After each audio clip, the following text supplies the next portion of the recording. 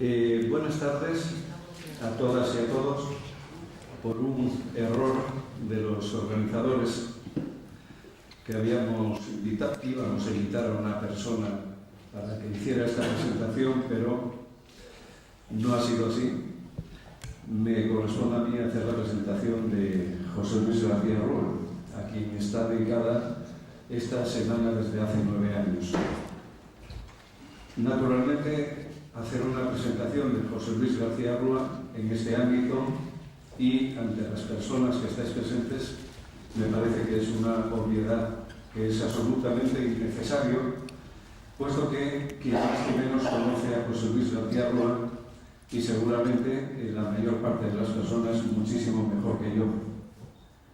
En esta 9ª semana del Aula Popular, pues queremos de alguna manera hacer un homenaje a la figura de José Luis García Rúa y queremos mantenerla, perennizarla en el tiempo en la medida de lo posible. José Luis García Rúa va a hablar hoy de la ciudad del Sol, de Campanella, y establecernos una versión fundamentalmente personal sobre uno de los aspectos a los que habíamos dedicado precisamente la semana, que es el tema de la ciudad. Pues tiene la palabra José Luis García Rúa. Bueno. ¿Está bien esto, sí? Si te acercas un poco, tienes que estar un poco más cerca. Un poco más cerca, vale. Bueno, la sesión de hoy, antes de comenzarla, yo quería dedicar un recuerdo a 2 mujeres que nos han dejado el año pasado, que fueron unas entrañables luchadoras en la época del franquismo duro, también en la época del tardo franquismo, incluso en esta época, digamos, del franquismo posterior a la muerte de Franco, que todavía pesa sobre nosotros hasta nuestros días. Estoy hablando de Julia Menéndez de Llano, nuestra Julia, y de María Ángeles Urquía Bellón, nuestra Marilines. Deseo que el recuerdo de estas 2 mujeres, de estas 2 grandes mujeres, esté siempre con nosotros. Por eso quiero empezar hoy hablando de ellas. Bueno, después de haberlo dicho, lo que he dicho, voy a empezar ya la charla, sin la voz y en la medida en que la voz me lo permita. Yo espero que vosotros tengáis comprensión para esta situación anormal físicamente. Pero en fin, a medida que vayamos entrando en materia, seguramente que nos iremos calentando y hasta la misma voz quizá se va a ir corrigiendo. Vamos a hablar de la ciudad. La ciudad, dice Renate Schütz, hace al ciudadano. Con la misma fuerza de razón se podría decir que el ciudadano hace a la ciudad. Es evidente que ambas formulaciones pueden ser verdad, solo que la primera no podemos entenderla nunca en el sentido de que el ciudadano sea un ente pasivo hecho por la ciudad. Nunca es un ente pasivo el ciudadano, siempre tiene su libertad a su disposición. La conclusión pudiera ser, y esta es la real, que se da siempre inevitablemente una interacción entre el ciudadano y la ciudad, que la ciudad hace al ciudadano desde el punto de vista individual y que el ciudadano pues también condiciona o constituye o modifica la propia ciudad a título de ente colectivo de la propia ciudad. Hay, por lo tanto, esa interrelación y de esa misma interrelación va a derivarse una tensión debido a que la pretendida unidad de la ciudad nunca es una unidad, digamos, cerrada, estática, firme e incólume, sino más bien es un elemento vivo que vive de la tensión entre lo heterogéneo y lo homogéneo. Si Kant decía que el hombre tiene que producirse siempre dentro de una insociable sociabilidad, pudiéramos decir también que lo propio de la ciudad es una homogénea heterogeneidad, y que de esta homogénea heterogeneidad se deriva esa tensión dialéctica, esa tensión interna que constituye la vida de la ciudad. La vida de las ciudades vivas, porque hay ciudades realmente muertas, que son realmente pasivas, que no cambian, y son verdaderamente cadáveres que se resisten a oler, por decirlo así. Hablar de la ciudad es hablar de algo verdaderamente importante.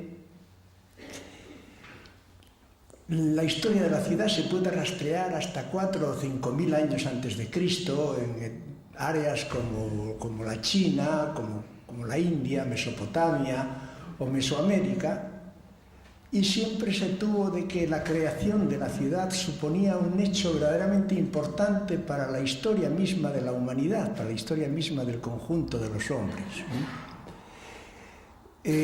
La ciudad supone un adentro y un afuera, y siempre hubo conciencia de que la instalación de esa entidad suponía la creación de un hecho nuevo que afectaba a la historia de la humanidad como afectó a la historia de la humanidad, pongamos por caso, pues la época de las glaciaciones, el hombre de las cavernas, la invención de la agricultura, la invención del pastoreo, en fin, todas esas fórmulas de convivencia y de actividad humana que vinieron cambiando la vida de los hombres a lo largo de los siglos. Hasta tal punto es importante el fenómeno ciudad que siempre, por lo menos en el área romana, se da a la fundación de la ciudad una especie de ambiente, de hálito, de carácter religioso. Hoy día empleamos palabras de las que no tenemos noticia de su etimología. Hablamos de inaugurar, hablamos de considerar, hablamos de contemplar, hablamos de designar. Palabras que para nosotros tienen un sentido perfectamente laico, que no encierran nada detrás, pero que sí tienen una carga religiosa anterior, en su origen, vamos. Quiere decir que la ciudad se fundaba, y para la fundación de la ciudad era preciso encontrar el lugar preciso, apropiado, y el momento apropiado de esa fundación. Esto requería la presencia del augur. El augur era el sacerdote encargado de verificar si las circunstancias eran propicias, favorables, o por el contrario eran desfavorables. Augurar, auspicio, la contemplación del vuelo de las aves, avis spicere, habla de esta actividad del augur. Pues bien, tenía que intervenir el augur, y el augur decidía un poco la decisión de dónde debería estar el templo de la ciudad, que tenía que converger con el templo del cielo, para lo cual se hacía necesario considerar el cielo. Claro, considerar la situación de los astros es casi una repetición, porque en la palabra considerar ya está la palabra sidus sideris, que significa precisamente cuerpo celeste. De manera que la consideración era sencillamente la contemplación de los cuerpos celestes, y de lo que se trataba en este caso era de ver en qué medida el cardo o eje de la ciudad coincidía con la estrella de la ciudad.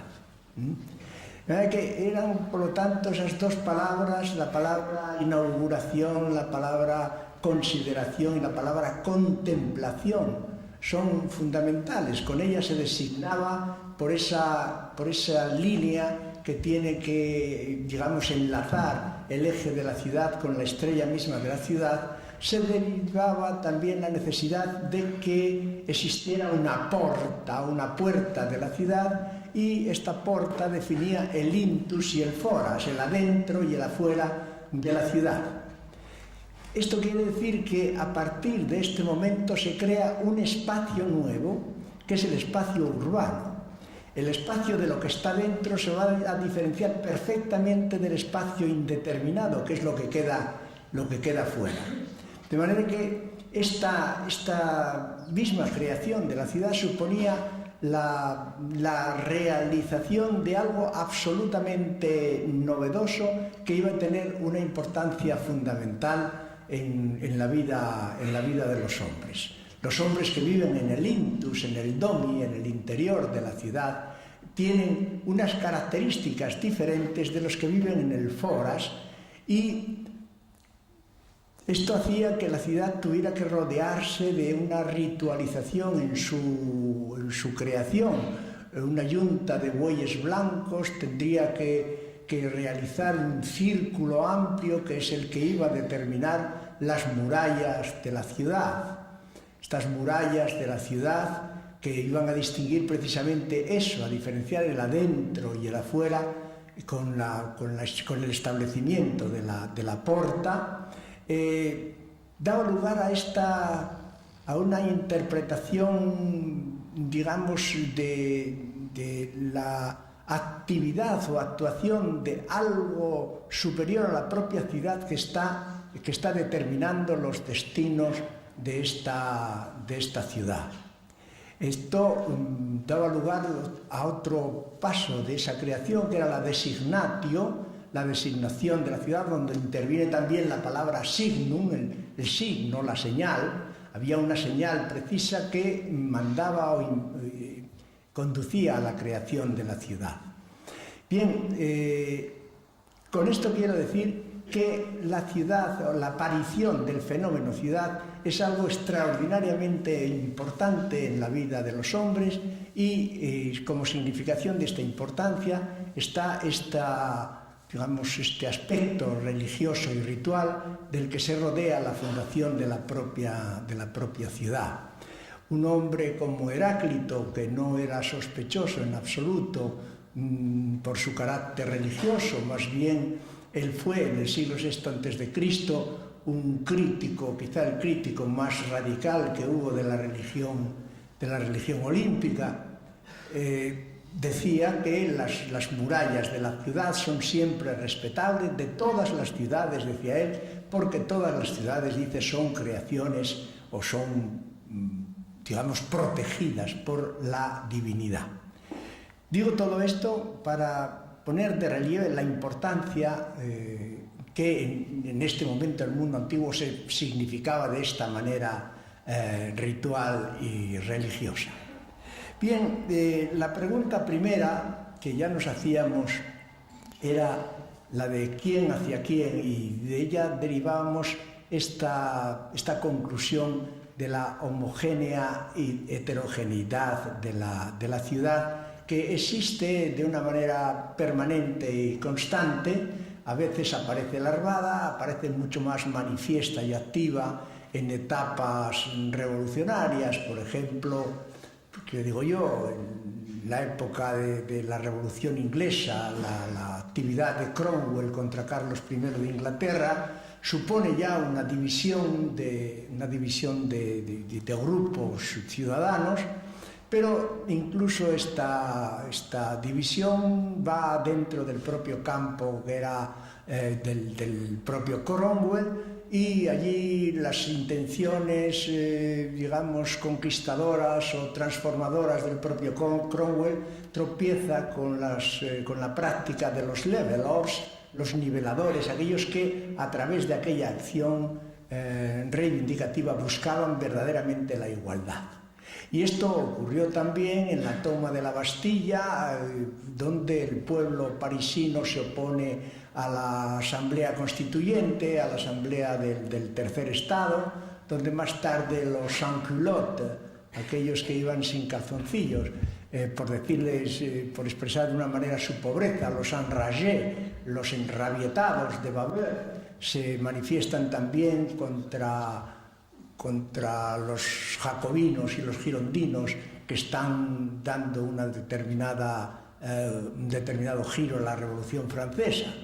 En la Comuna de París, cuando los alemanes han vencido a Napoleón III en la batalla de Sedan y están a las puertas de París, Thiers proclama la tercera República Francesa, pero esto no le conviene al pueblo. El pueblo proclama su propia república, la Comuna de París, y que es una situación totalmente novedosa, donde las fuerzas populares y proletarias por primera vez dan idea de que pueden hacerse cargo de su propia gobernación. Esto da lugar a que Thiers se retire a Versalles, que pacte con los alemanes y que conjuntamente aplasten violenta, cruda y masacradamente la comuna de París. Esto sucede permanentemente, lo pongo simplemente como ejemplos de esa heterogeneidad que sin embargo no puede dejar de tener la cierta homogeneidad que está determinada por la propia ciudad. Podríamos tener de esto muchos ejemplos. Hay un ejemplo que no quiero dejar pasar porque es aleccionador, que es el ejemplo de la primera huelga que ha existido en la historia de la humanidad, que es la retirada de los hombres del pueblo romano en el año 495 a.C. al Monte Aventino. Se retiran allí naturalmente como protesta por la situación social y en reclamación de derechos, y hay un cónsul, el cónsul Agripa, que actuando de bien pensante quiere convencerlos de que están obrando en contra de sus propios intereses. Les propone entonces la parábola de los miembros y el estómago. La parábola se expresa de esta manera: los miembros cansados de trabajar y de estar en constante movimiento y de echarle simplemente comida al estómago que no hace nada más que engullir, deciden ponerse en huelga para no seguir alimentando aquel parásito que solo hace engullir.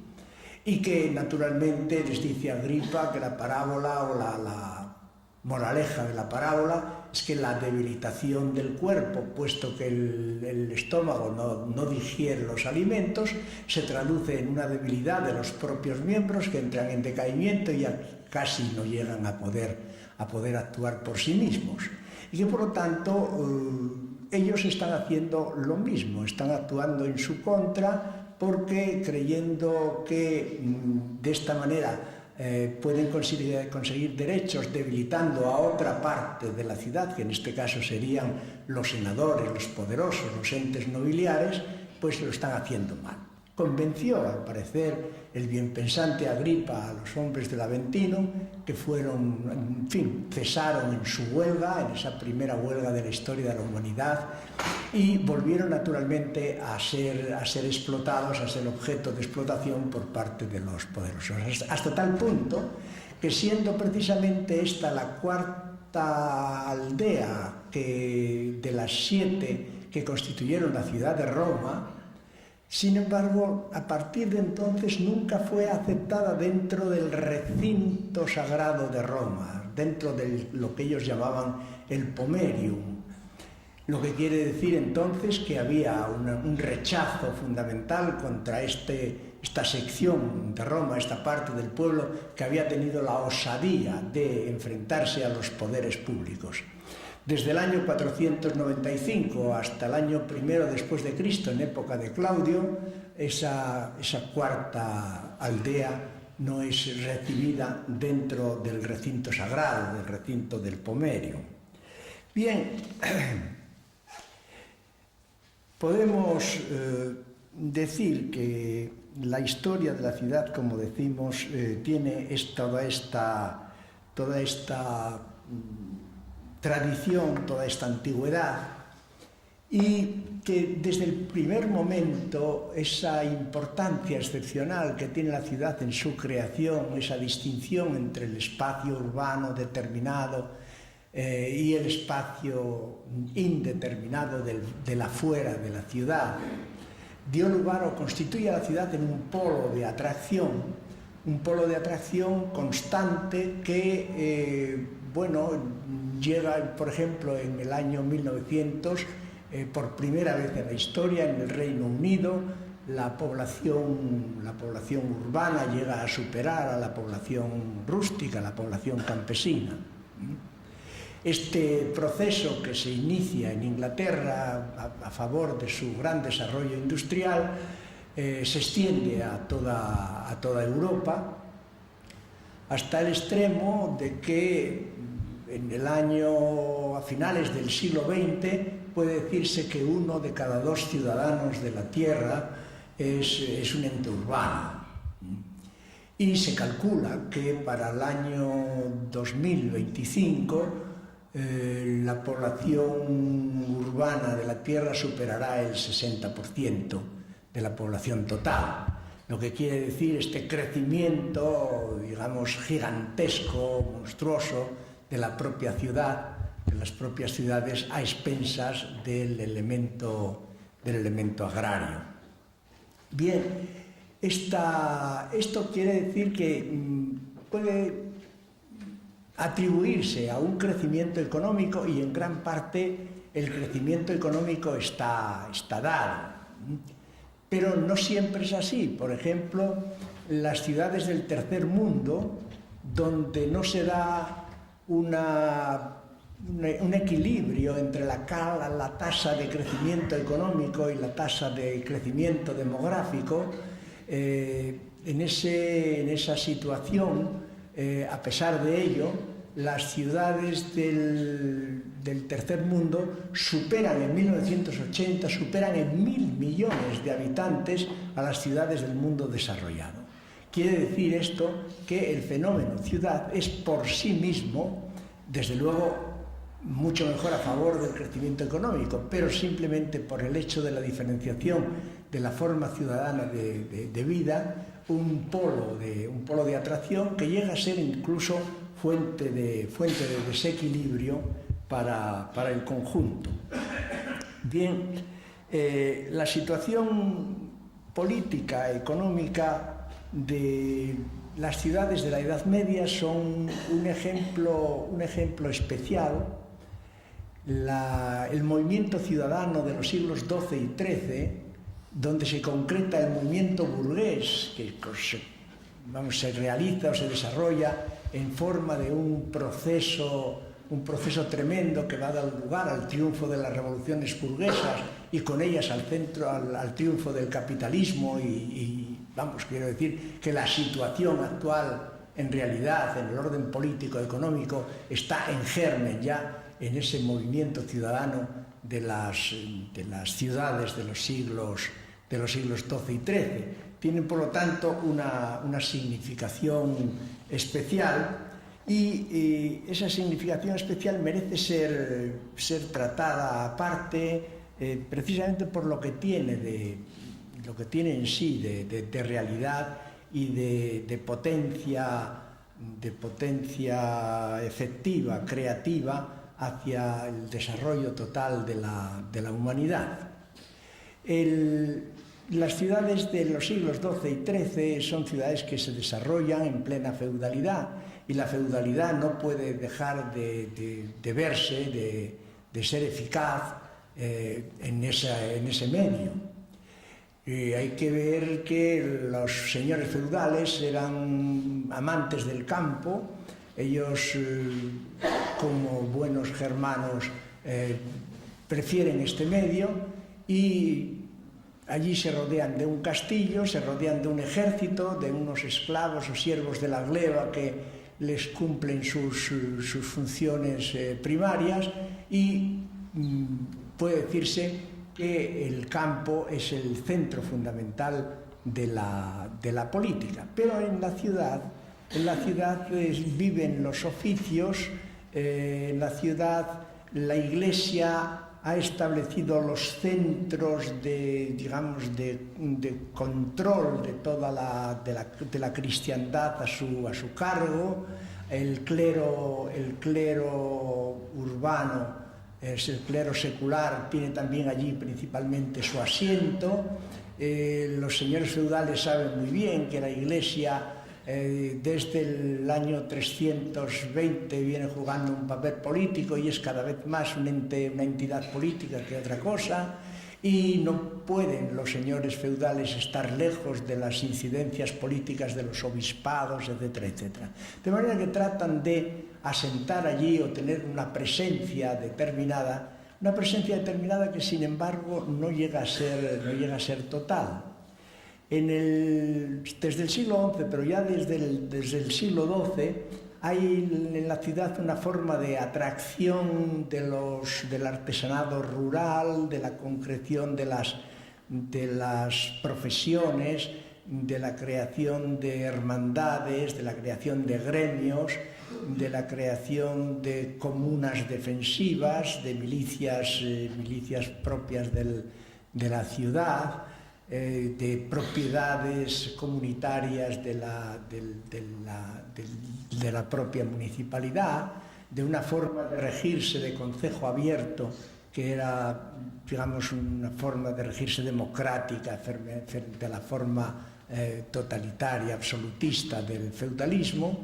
De manera que sí, las ciudades constituyeron un fuerte impulso antifeudal y en este sentido fueron un gran motor de desarrollo del proceso histórico. Las ciudades eran fundamentalmente ciudades por su agrupación de las profesiones que se concretaban después por medio de la comercialización en una acumulación primitiva de capital que les permitía convertirse en prestamistas de los grandes poderes en determinadas ocasiones, y que, siendo ella una época donde el rey que era todavía primus inter pares, tenía litigios permanentes con la nobleza, el rey no podía prescindir del apoyo de las ciudades en esa lucha contra los nobles. De manera que este es el gran momento, el momento dorado de la vida de las ciudades de la Edad Media, de los siglos XII y XIII. Hay que pensar que entre el siglo XII y el XIII Europa crece en 12 millones de habitantes, y que una ciudad emblemática como Florencia, por ejemplo, pasa de los 10.000 habitantes a los 90.000 habitantes, es decir, supone una expansión grandísima. Las ciudades del norte de Europa, que constituyen la Hansa teutónica, la Liga Hanseática, son también ciudades muy ricas de una gran influencia, que tienen influencia hasta el siglo XVI. Naturalmente, en el siglo XIV el rey ya tiene muy clara el vencimiento de la nobleza y, como se siente fuerte, arría en banda el apoyo a las ciudades. Las ciudades entonces pierden su momento de decadencia de las ciudades. Las ciudades entonces empiezan a ser señoriales, sobre todo porque la nobleza se va convirtiendo cada vez más en una nobleza cortesana y, por tanto, más ciudadana. Las ciudades empiezan a adquirir un corte señorial, se construyen los grandes palacios, los grandes monumentos, y esto va en crecimiento no solamente en esta época que aboca al Principado, sino durante el desarrollo de todo el Renacimiento. Podemos ver las grandes ciudades de aquí de España, pero sobre todo de Italia, por ejemplo, que son, en fin, esa maravilla, digamos, es un poco estética del desarrollo de la ciudad señorial, donde el papado, como una potencia feudal más de la época, procede entonces también a las grandes construcciones vaticanas. Las ciudades van estando siempre más sometidas, cada vez más sometidas desde instancias más superiores.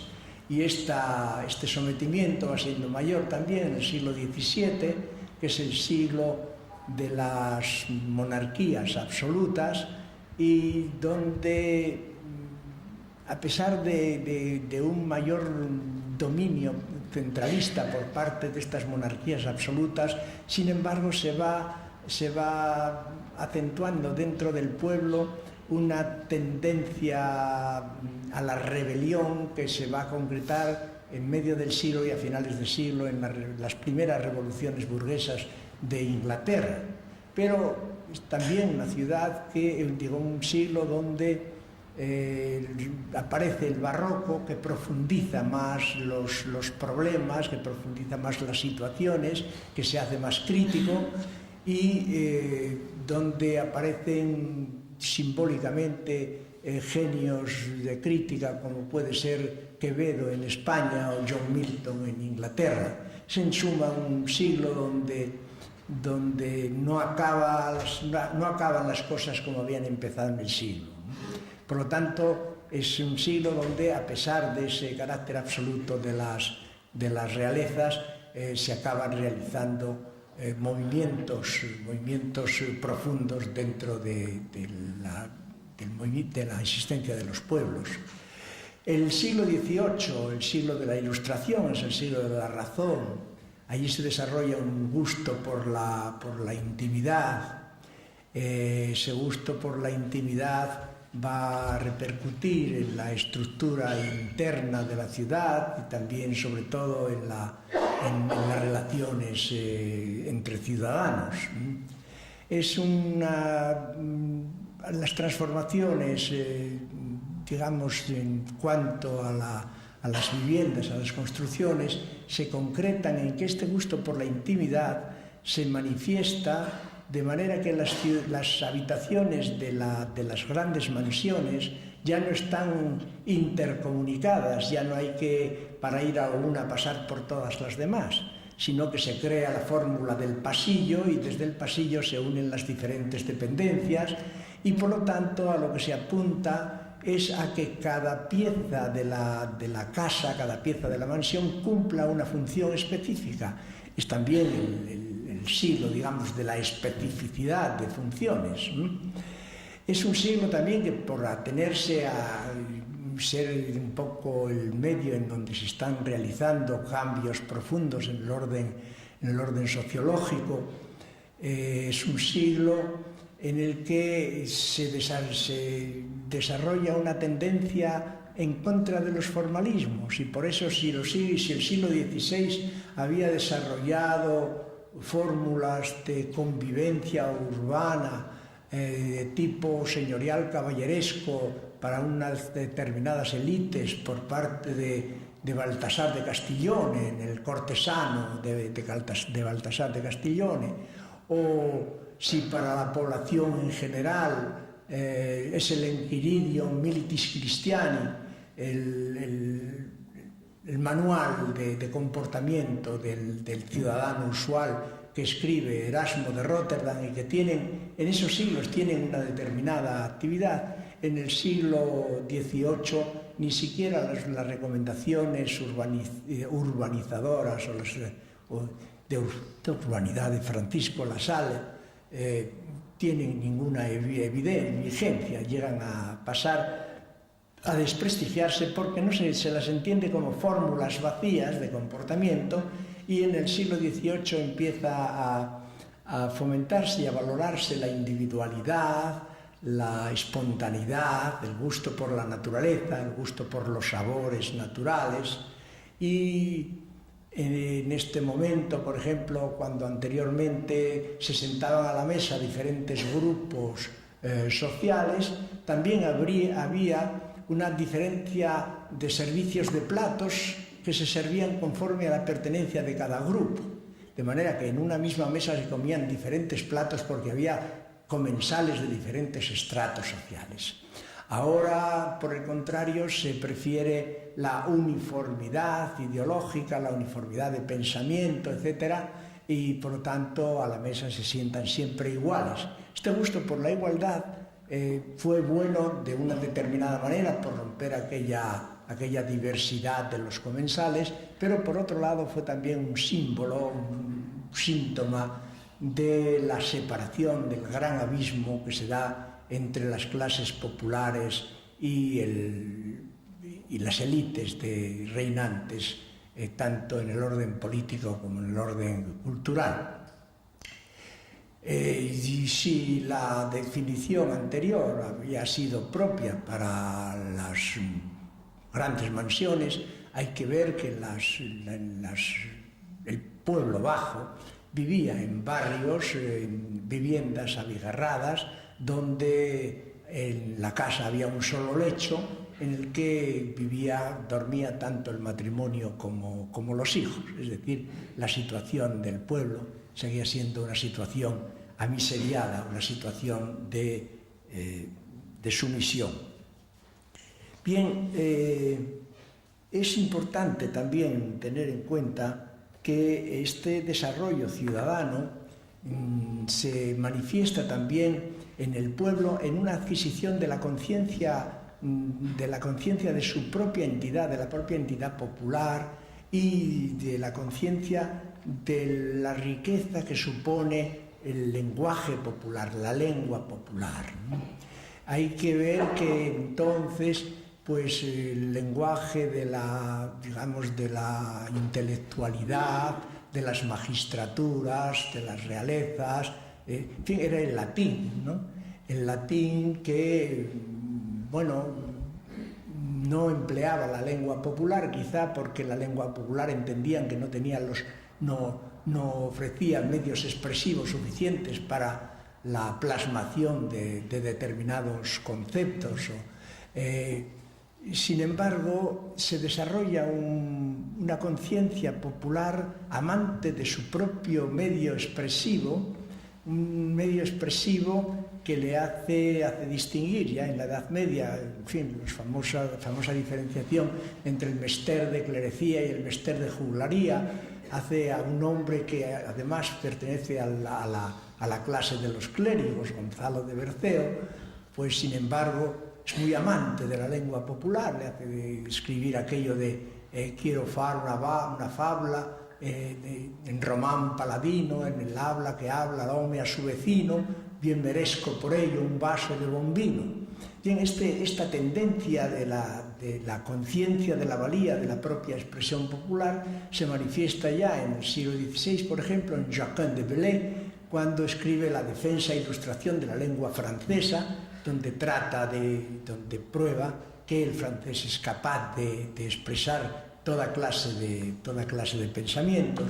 El pueblo en esta diferenciación, por ejemplo, en el mismo París, distingue a los que hablan de una manera y a los que hablan de otra.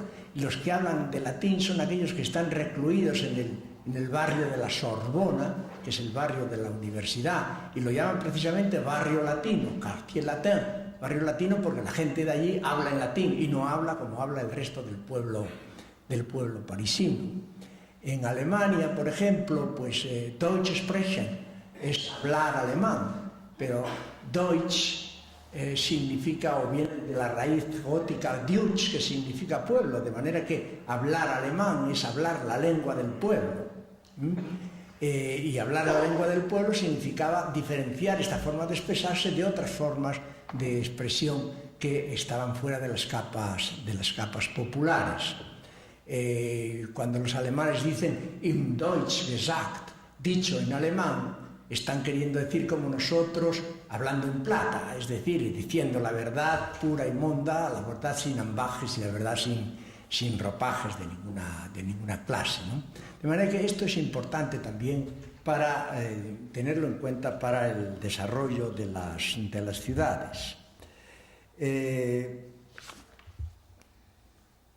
Lo que no puede dejar de verse es que estos desarrollos desde la Edad Media en adelante que afectan a la ciudad son siempre una forma de expresión del régimen capitalista que va a terminar triunfando y que después de constituido ya, cuando la revolución industrial en el siglo XIX se establece, pues va a dirimir y a decidir la forma de organizarse y de realizarse las ciudades. Toda esta expansión del mundo capitalista va teniendo necesidad de centros de comunicación, de centros de decisión que sean verdaderas potencias, y para ello necesita una multiplicación de la agudización, de manera que aquella simple atracción, aquella modalidad atractiva que tenía la ciudad desde el origen, ahora se convierte, digamos, en una especie de boom, en una aglomeración explosiva que se va produciendo dentro de la ciudad. Esta es la forma en la que se constituyen las metrópolis.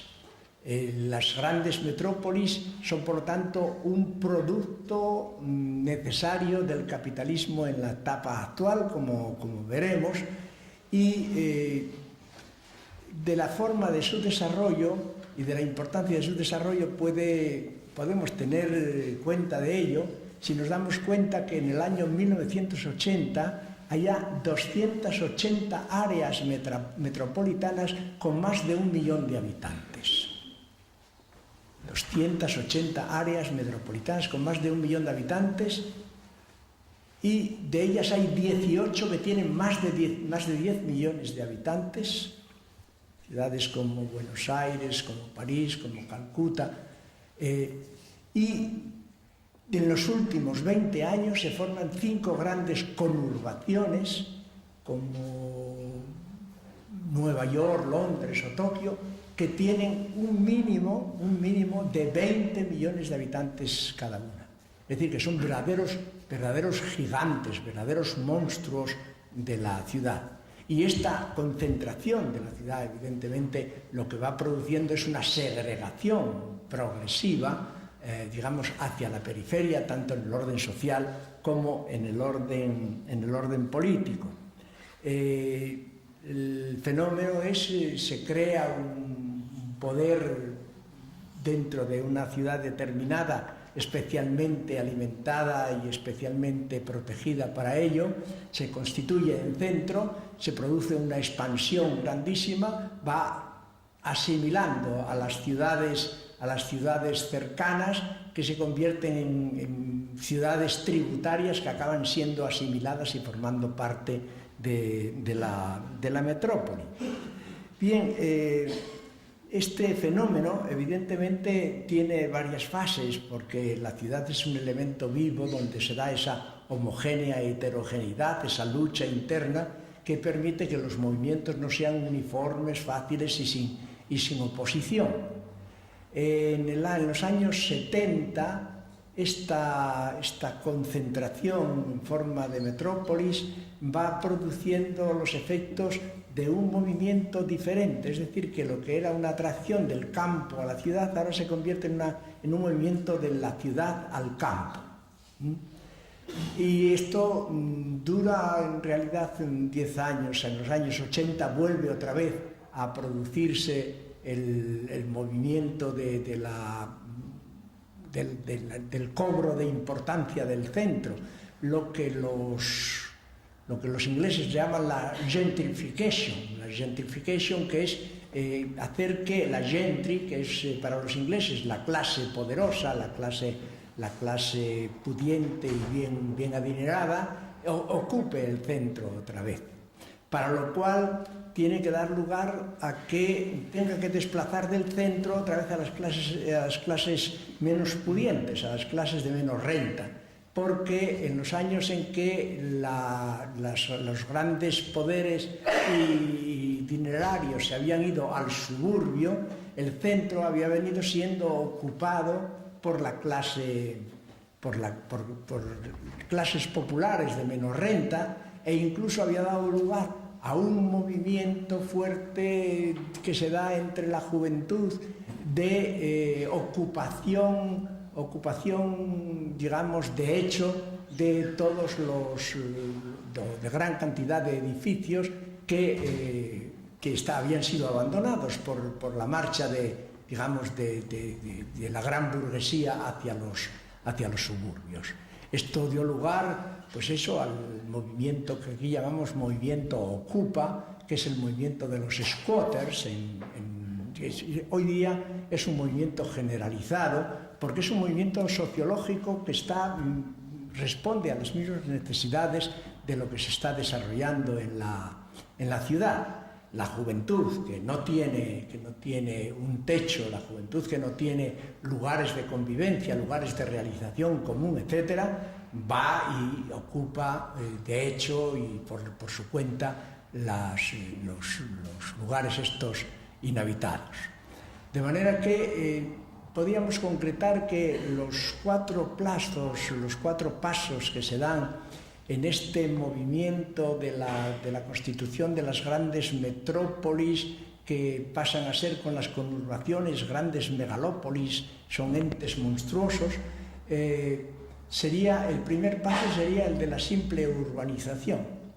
Simple urbanización porque desde el momento en que se constituye esta fuerte atracción que produce el movimiento, la revolución industrial, se producen dos movimientos que nacen juntos pero pueden separarse, y de hecho se separan, que son el proceso urbano por un lado y por otro el proceso de urbanización.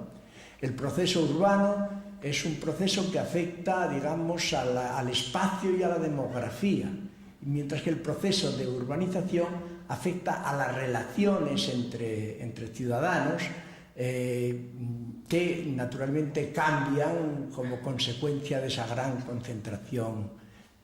concentración. Estos son los pasos, decíamos, ese proceso de urbanización, donde hay una expansión de la ciudad a costa de los moradores rústicos, de los moradores agrarios, que son colindantes con la propia ciudad. Luego hay un movimiento, digamos, contrario a la urbanización, que podríamos llamar de contraurbanización,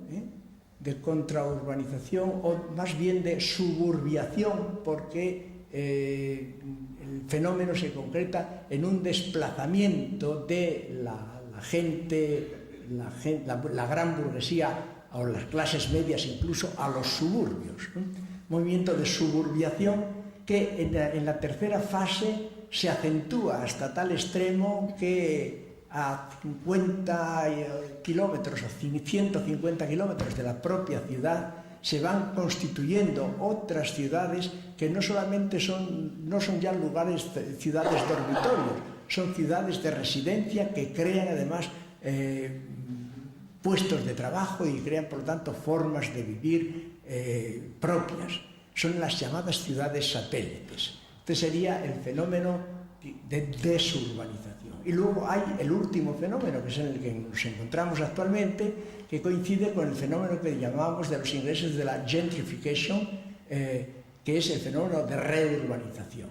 Es decir, los grandes poderes, como vamos a ver, el neoliberalismo en concreto, desde los años 80, siente necesidad de reasentar el poder de sus huestes ciudadanas, de afirmarlo, y entonces pasa a la recuperación del centro. La recuperación del centro pasa por una rehabilitación del casco histórico, una rehabilitación de lo que da lugar entonces a ese desplazamiento de las clases de menos renta que habían ocupado ese espacio vacío en la etapa anterior.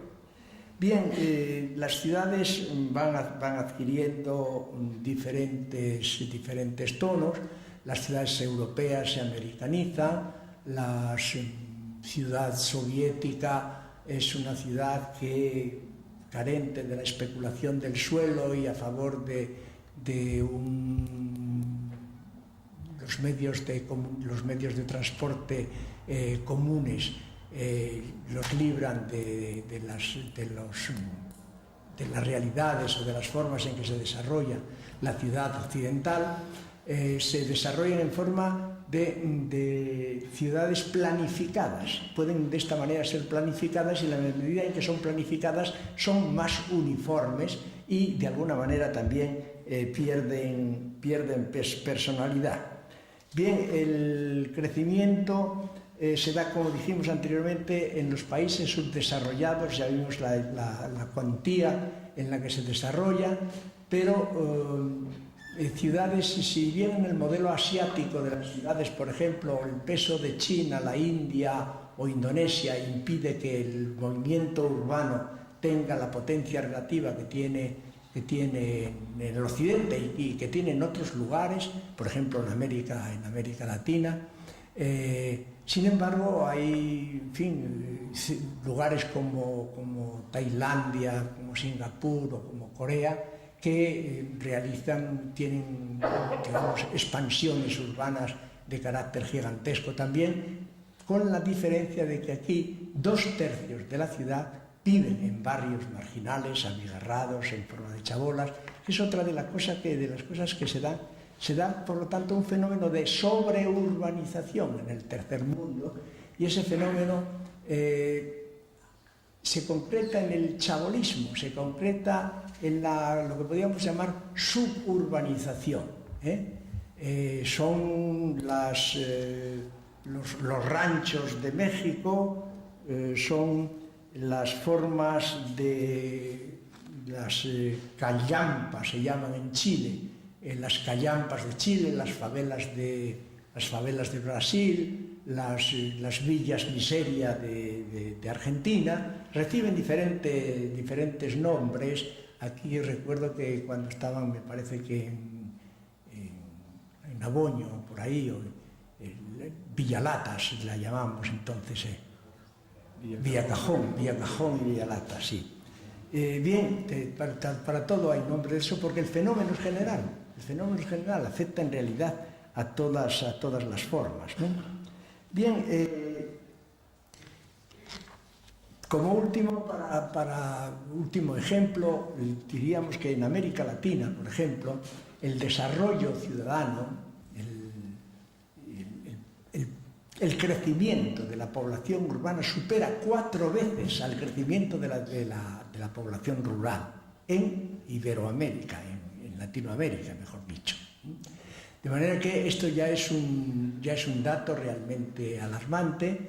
El tipo de ciudad, digamos, de América Latina, la ciudad macrosada, la ciudad megalópolis, es la creación de un gran bulevar donde se asientan las clases poderosas y luego una serie de círculos concéntricos que van perdiendo en valor y disminuyendo en calidad hasta convertirse en eso, en las villas miseria de las que hablamos.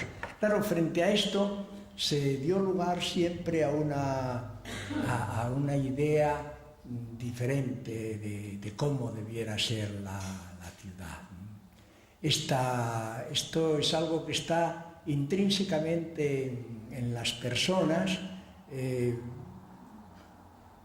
Iván Illich, en la obra que tiene H2O y las fuentes del olvido, dice que la fuerza, habla de la vigorosa realidad de la ciudad invisible.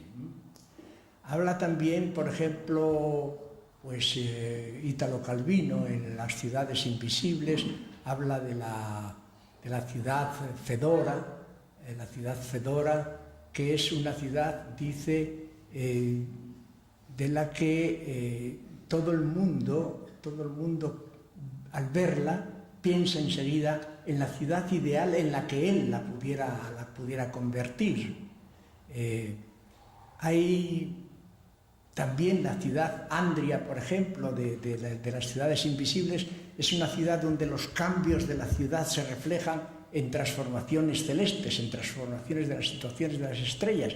Quiere decir que existe ese impulso que además radica en una posibilidad de la creación de una situación crítica en el desarrollo del proceso urbano. Por lo tanto, eso ha existido siempre se dio un poco, como dice Martin Buber, la imagen del deseo que es la imagen de una ciudad diferente, que, bueno, en China se la imagina en la filosofía de Confucio, de Mozi, en la filosofía de Mencio, con preeminencia del Li, que es un poco el referente de la naturaleza humana, y como efecto del Tao, que es el código ético, el camino de la acción. Todas encargadas de transformar la ciudad, porque evidentemente la ciudad es considerada ya como la ciudad de los infiernos, la ciudad del infierno, ¿no? En realidad, el propio Calvino habla de la ciudad infernal. La ciudad infernal no es la que está debajo de la tierra, es la ciudad en la que estamos viviendo. Solamente que, al considerar a las ciudades que vivimos infiernos, el propio Calvino pone en boca de Marco Polo la afirmación de que el problema no es la cuestión de decidir que la ciudad sea el infierno, sino ver qué hay en el infierno que no sea infierno. ¿Qué hay en el infierno que no sea infierno? Es decir, ¿qué hay de salvable en el infierno? Y esto es lo que motivó justamente ese querer convertir a la ciudad en la imagen del deseo o en el principio esperanza del que habla Ernst Bloch, por ejemplo. Bien, que es ahí donde se da, digamos, la motivación de la utopía. La motivación de la utopía que aparece en distintas épocas de diferente manera. Platón la trata de una manera porque vive en un ámbito político determinado del que no quiere saber nada. Para él lo fundamental es la visión, el conocimiento de la esencia de la justicia, y el conocimiento de la esencia de la justicia pasa porque cada uno cumpla realmente las funciones que tiene que cumplir. Es un principio de especificación que requiere una educación determinada y que en él se concreta en la creación de clases cerradas. Los hombres de hierro, los hombres de cobre o bronce y los hombres de oro, por ejemplo. Son soluciones que él mismo da. Soluciones que él mismo da, pero que a la vez, cuando se plantea la cuestión de si existe o no existe esa polis de la que habla, pues bien, dicen, no importa que exista o no exista, el caso es que esta ciudad así constituida en nuestra mente se constituye el horizonte de nuestros actos y puede ser el guía de nuestra conducta. En el mundo romano no hay posibilidad tal y como está, digamos, la estructura sociopolítica romana, no se da la necesidad de buscar una vía utópica. La República de Cicerón, por ejemplo, puede ser parcialmente una repetición de la República de Platón, de la Politeia de Platón, pero empeorándola, por supuesto. Tenemos que llegar al siglo V, la persona de Agustín de Hipona, para encontrar en la ciudad de Dios algo que remite a esa necesidad de trascender, digamos, la ciudad en la que vivimos. Habla él entonces de la ciudad celeste y luego de la ciudad espiritual terrena y de la ciudad carnal terrena. Y al definir ya Agustín de Hipona la ciudad como, digamos, la agrupación de hombres que tienen creencias comunes, ya entonces sí está dando un poco, sentando las bases de que unos determinados grupos de la sociedad con un ideario determinado que generalmente está presidido por la justicia, lucha y se opone al resto para crear su propia...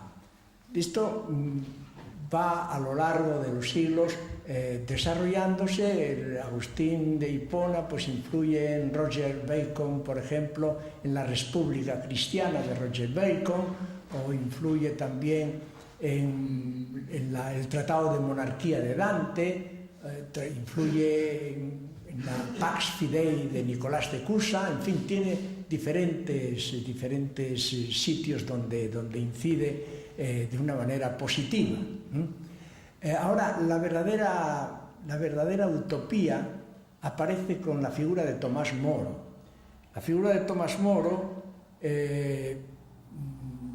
es posibilitada, sin duda, por el descubrimiento de América. El descubrimiento de América, Américo Vespuccio, en su tratado Mundus Novus, nos habla de cómo vivían las ciudades primitivas que él ve en América, y evidentemente habla de ciudades que viven sin propiedad particular, propiedad privada, viven en propiedades comunes, que no tienen gobiernos, que no tienen tribunales, que viven en el seno de plena naturaleza, que son perfectamente felices, y eso despierta un poco la tendencia a buscar una ciudad parecida a todo esto. De manera que la utopía de Tomás Moro trata de encontrar esa ciudad donde todos los ciudadanos, a pesar de que deban existir diferentes profesiones, sin embargo, estén obligados cada 2 años a realizar los poderes, la profesión agraria, las tareas agrícolas. Allí no hay dinero, allí se vive de una despensa común, la educación también es común, el culto es común, aunque predomina la creencia en un Dios innominado, único, etc. Pero hay perfecta tolerancia respecto a esto. Y como seguidor de él, en Campanella, por ejemplo, en la Civita del Sole, pues vemos cómo, digamos, las apreciaciones y propuestas de Moro se radicalizan, y se radicalizan sobre todo en 2 sentidos. Se radicalizan en el sentido de que el trabajo debe ser inferior. Si Moro proponía que con 6 horas de trabajo era suficiente para abastecer a toda la ciudad, ahora Campanella nos dice que con 4 horas de trabajo es suficiente para abastecer a toda la ciudad. Y hay otra cuestión también, y es que la ciudad del sol de Campanella es una ciudad universal, es una ciudad para todos los hombres, no era la ciudad aquella compuesta, o la isla utopía de Moro, que tenía 54 ciudades y una capitalidad. No, esta es una ciudad ya pensada para la humanidad entera. Con esto quiere decir que la ideología o el ideal de utopía es un ideal creciente que apunta a la transformación de la vida de la humanidad entera. Bien, hay otras posiciones utópicas como la de Harrington, por ejemplo, en Oceana, que apunta por primera vez que lo económico prevalece sobre lo político. Denis Beirás, por ejemplo, en las historias de Sevarambes, también anuncia que la ciudad debe estar presidida por los 3 ochos. Los 3 ochos son lo que va a ser más tarde la petición, la reivindicación fundamental de los héroes de Chicago. 8 horas de trabajo, 8 horas de recreo y de cultura, y 8 horas de descanso. Lo que ellos llamaban las 3 gracias. Pero pasamos al siglo XVIII, y en el siglo XVIII el movimiento utópico se va transformando ya en un movimiento que se parece al análisis sociológico. Es la tarea de Denis Diderot, por ejemplo, en el suplemento al viaje de Bougainville, por ejemplo, o las tareas, las obras de Rousseau, las obras del discurso de la desigualdad entre los hombres, del discurso de las ciencias y las artes, o del contrato social. Mucho más aparece también en el Código de la Naturaleza del abate Morelly, o los diálogos de Phocion, de Mably. Digamos que el discurso utópico se reproduce de diferentes maneras y se enriquece cada vez más. Llega al siglo XIX con las figuras de Saint-Simon, de Fourier y de Ernst Owen. Bien, sucintamente hablando, porque el tiempo no da para más, la petición fundamental de Proudhon es que la política es absolutamente innecesaria y que de lo que se trata no es de gobernar a los hombres, sino de sustituir el gobierno de los hombres por la administración de las cosas. Lo característico de la postulación de Fourier es... Fourier era enemigo de Saint-Simon y de Owen, los llamaba sectarios, y para él lo fundamental es el hombre concreto, y como hombre concreto propone o lo defiende teóricamente diciendo que la naturaleza del hombre es una naturaleza completa y no es por lo tanto una naturaleza que dependa del medio. Al decir que es una naturaleza que no dependa del medio, se desentiende del medio y por lo tanto no pasa a ser una doctrina que comprometiera un movimiento social de transformación general, sino que él cree en la salvación individual, por decirlo así, y en la obra, en la historia de la humanidad, de la civilización humana que él escribe, se propone a sí mismo como inventor del principio de atracción universal humana. Quiere decir que si Newton había descubierto el principio de gravitación universal de la caída de los graves, él intenta presentarse como descubridor de la atracción universal humana, entendiendo que esos hombres que se conocen y se atraen como iguales deben reunirse en unas comunidades llamadas falansterios y allí vivir, digamos, un poco bajo los supuestos de la espontaneidad y de la naturaleza. Esta segunda parte, fue quizá los aspectos de Fourier que más atrajeron, por ejemplo, al movimiento anarquista. Owen fue el más, digamos, el que dio un viraje más radical en estos aspectos y hizo la ciudad ideal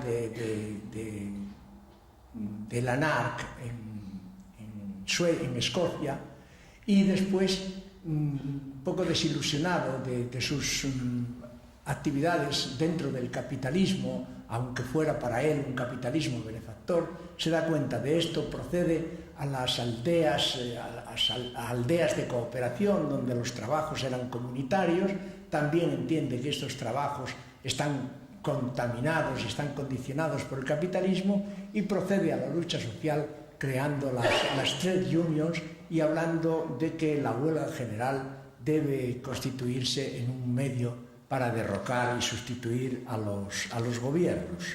De manera que esta es, a grandes rasgos, pues las posiciones de los utopistas.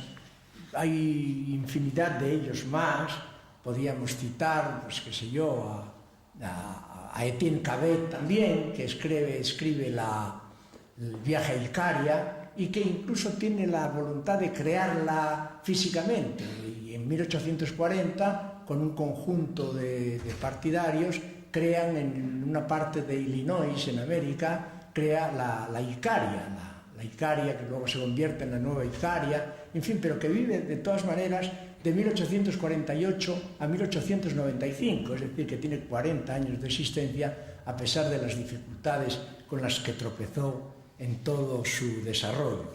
Y como la cosa es muy grande, muy extensa, vamos a terminar con otra parte que me interesa hablar de ella, porque hemos visto la ciudad en su realidad histórica, un poco por el alto hemos visto cómo hay un impulso utópico que pretende crear un tipo de sociedad diferente e incluso opuesta a la sociedad presente, a la sociedad real en que se vive, y la tarea a la vista de la situación en la que nos encontramos es, bien, en qué manera somos llamados o somos retados a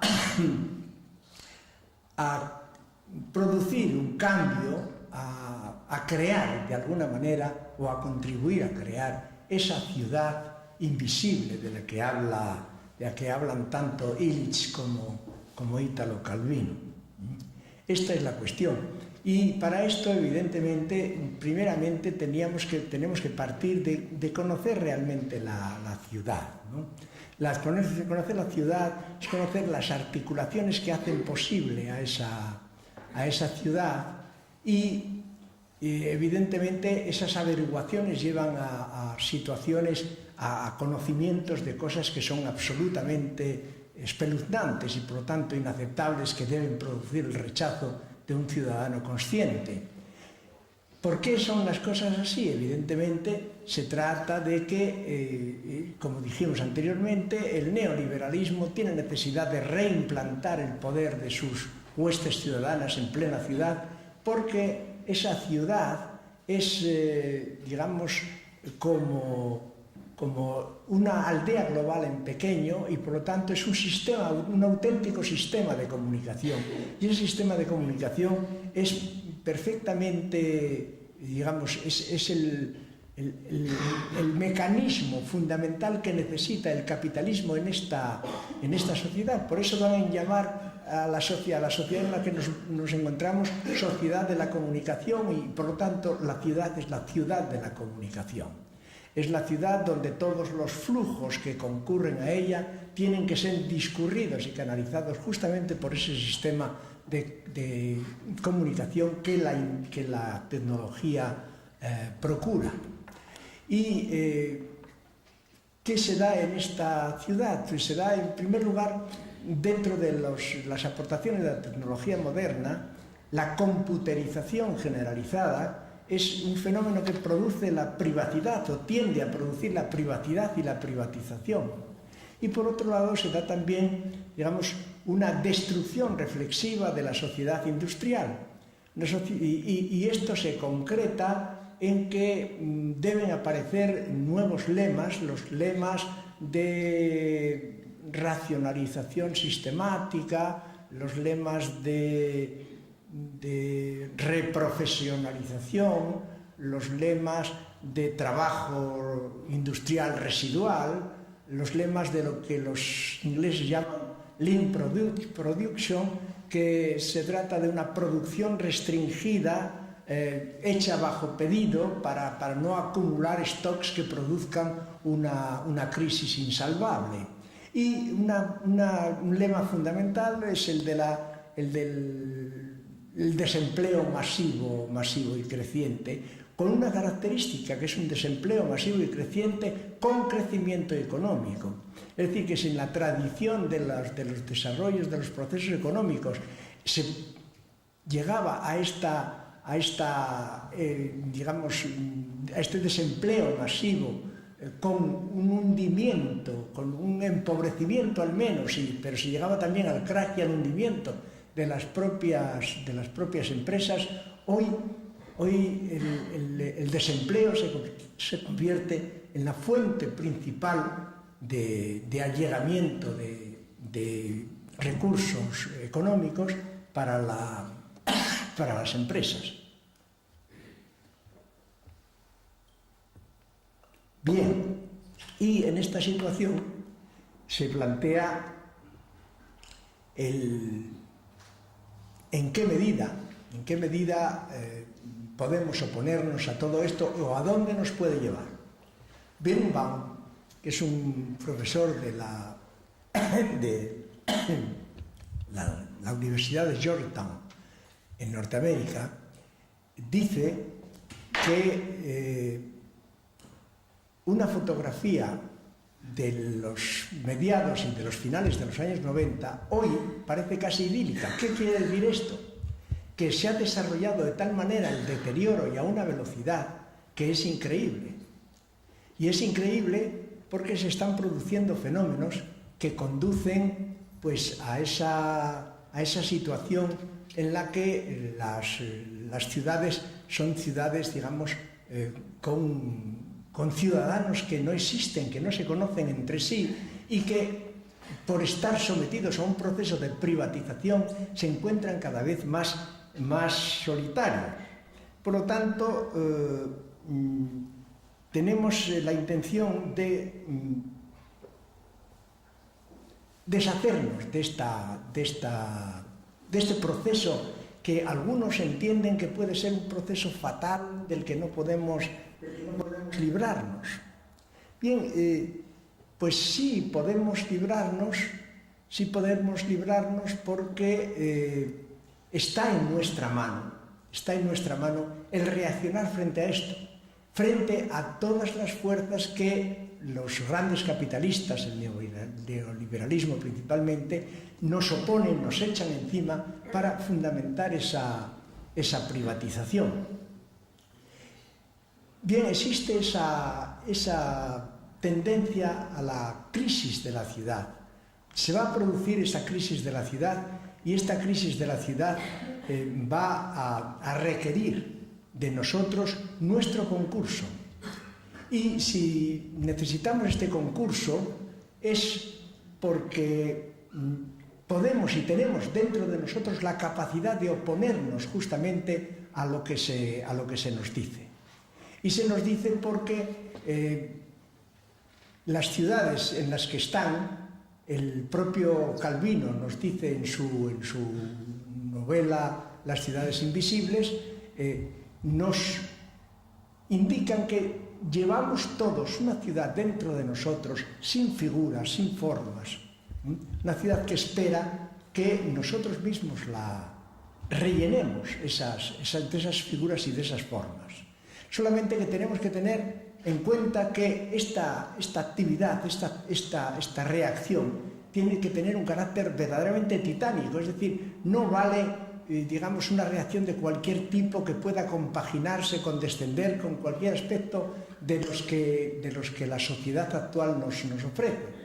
Tiene que ser una actitud tajante y radical que empiece por luchar dentro de nosotros mismos contra nosotros mismos, por destruir en nosotros todos aquellos aspectos que la sociedad de consumo nos ha metido adentro, que nos ha internalizado, y que al internalizarnos nos ha hecho cómplices a nosotros mismos, nos ha hecho cómplices de su propio desarrollo. Si no somos capaces de ver esto y no somos capaces de producir esto, verdaderamente lo que estamos haciendo es dejarnos imbuir de una mentalidad suicida o masoquista que nos llevará a situaciones absolutamente imposibles. Por lo tanto, esto es una reacción que se tiene que producir por sí misma y para ella tenemos que tener en cuenta esos modelos de los que nos hablaba, como dije antes, la ciudad de Zoe, que dice que todos llevamos dentro de nosotros esto y tal, o aquella afirmación de Marco Polo de que las ciudades están hechas de excepciones, exclusiones y contradicciones y que a medida que van disminuyendo se va haciendo la posibilidad de existir esa ciudad modelo. Esto es, de aquí es de donde tenemos que partir. Y de aquí tenemos también que partir con una proposición fundamental. Tenemos que plantearnos a la hora del modelo. Hay dos modelos que se dan de narices entre sí, dos modelos que se contradicen, que es el modelo de la polis o el modelo de la urbs.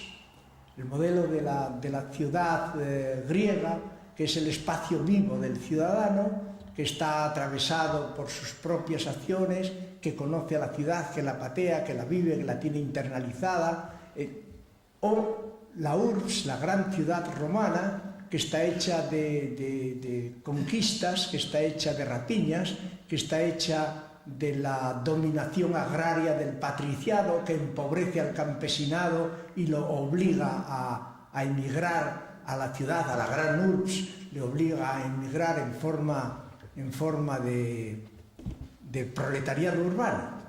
Si las ciudades griegas, las polis griegas, podían llegar a los 100.000 y no pasaban de los 150.000 habitantes, una ciudad como Roma, que llega en su tiempo, en aquella época, ya a sobrepasar el 1.000.000 de habitantes, es una cosa espeluznante.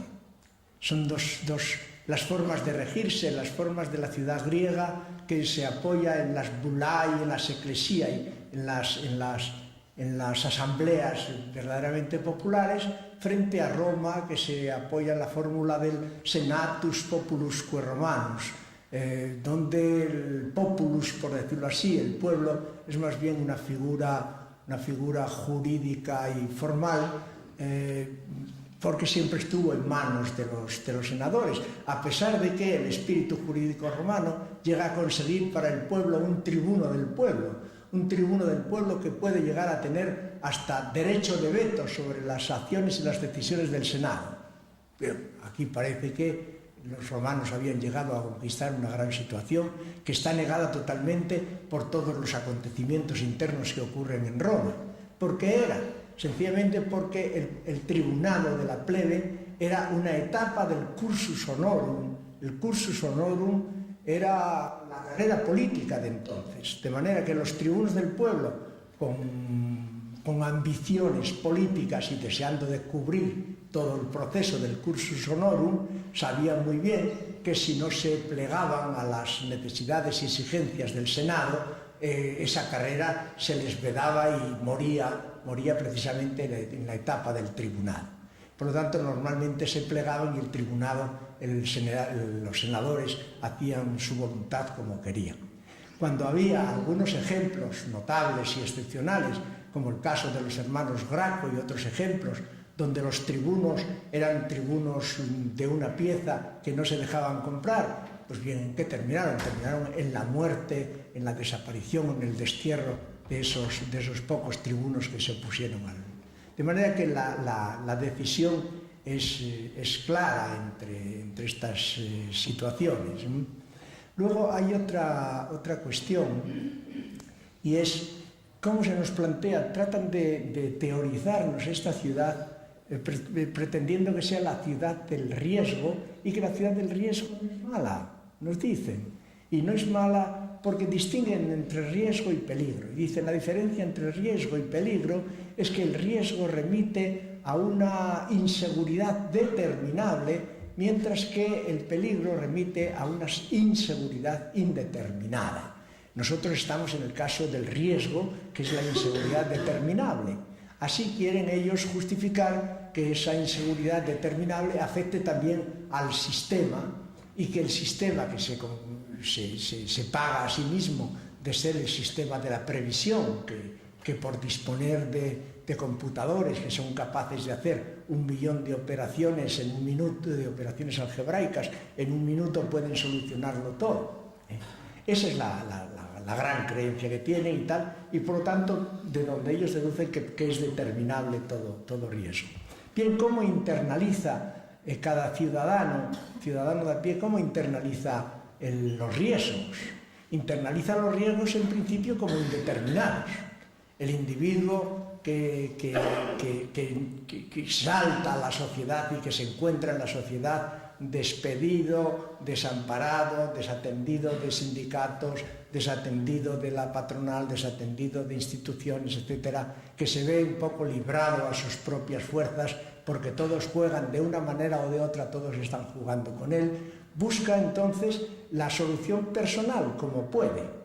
Y esa solución personal en un mundo en donde el hombre es un lobo para el hombre, para él se concreta, pues si tengo que denunciar, denuncio, si tengo que traicionar, traiciono, si tengo que mentir, miento, si tengo que pisar pisos, si tengo que dar codazos, los doy y tal. El caso es buscarme, y eso es lo que busca justamente el sistema, esa privacidad.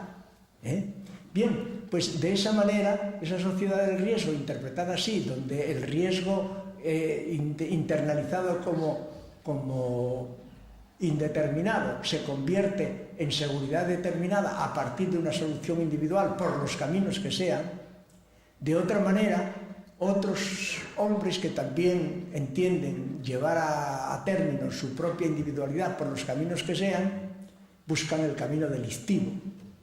Y el camino delictivo, pues ya se sabe, el camino delictivo crea la histeria de la seguridad ciudadana altavoceada por los medios de comunicación. Y esa histeria de la inseguridad ciudadana, que por un lado concretan en la guerra al terrorismo por un lado, la guerra a la delincuencia por otro lado, pues dentro de esa histeria donde los medios de comunicación son perfectos altavoces para crear justamente el clima de histeria, es lo que necesita el sistema para multiplicar indefinidamente la policía, los medios que llaman de seguridad, que no son de seguridad del ciudadano, que son de seguridad del sistema, y los emplean precisamente por la seguridad del sistema, ¿no? Aquí en España, por ejemplo, una ciudad, una población que se llama democrática, pues seguramente andaremos por más de los 300.000 hombres armados en las diferentes policías que hay, tanto policías autonómicas como policías locales, como Guardia Civil, como Policía Nacional, en fin, las diferentes policías que todos conocéis sumarán esa cantidad, más unos 150.000 hombres del ejército, es decir, que estamos en un estado policíaco con el nombre de Estado democrático. Y todo esto generado desde abajo, es decir, se crea la necesidad y luego el Estado, como está, responde a esta necesidad, pues eso, creando policías y dando esta seguridad, que no es seguridad de los ciudadanos, sino que es seguridad del sistema, ¿no? De manera que aquí es la situación en donde un poco también la economía del miedo está sustituyendo o conviviendo con la economía de la pobreza. Es esa situación que son situaciones que de ser aceptadas pues llevarían a situaciones absolutamente insalvables, ¿no? Y es dentro de esta situación donde se da pues eso, la explosión inmobiliaria. La explosión inmobiliaria, que es uno de los aspectos de lo que podríamos llamar la lectura de la ciudad como texto. Nosotros, si la ciudad como texto remite a la exaltación de los aspectos estéticos de la ciudad, pues no tenemos en principio nada en contra. Cuando tenemos algo en contra es cuando esta digamos, exclusivización del esteticismo de la ciudad está precisamente buscada para servir de encubrimiento, servir de cortina de humo a las profundas miserias que hay dentro de la ciudad. Eso es a lo que no estamos... La literatura urbanística que hoy se da es precisamente, en su profusión, va encaminada a esto, va encaminada a tapar los ojos de esteticismo, convirtiendo a la ciudad en un producto de marca comercial. La ciudad es una marca comercial que se concreta después, por ejemplo, en el Bilbao del Guggenheim, o en la Sevilla del 92, o en la Barcelona de los Juegos Olímpicos, o del Foro Universal 2004. Son marcas comerciales, es decir, el marketing lo ha invadido absolutamente todo. Y esto trae como consecuencia justamente eso, la explotación, el fenómeno de la inmobiliaria, que es la creación de una necesidad, la necesidad que tiene la juventud que no tiene trabajo, que está en trabajos miseria y que no tiene techo y que quiere independizarse y que quiere un techo. Bien, yo te lo doy, entonces crean esta digamos, operación que vamos a llamar operación de multiplicación de unas inversiones parásitas, inversiones de un capital que no tienen dónde dirigirse porque está en una situación absolutamente de depresión, y entonces buscan la salida de la ciudad, y se concreta en una explotación del espacio urbano. Una explotación del espacio urbano donde, a favor de esa miseria de los ciudadanos, se les ofrece un techo. ¿Y se les ofrece un techo a cambio de qué? Se les ofrece un techo a cambio de unas hipotecas que se las dan, pues eso,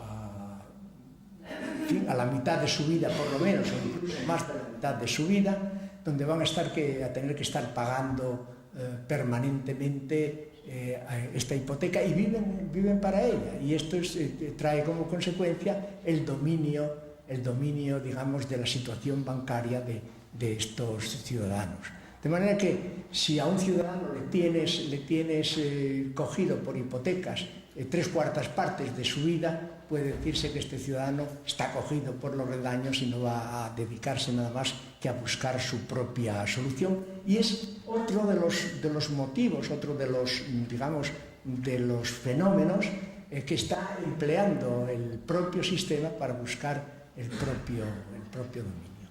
Quiero entonces, para ir acabando, decir que nuestra nuestra necesidad de reacción ante esto es absolutamente inapelable, no podemos, que si no, no hay posibilidad de salvación ninguna.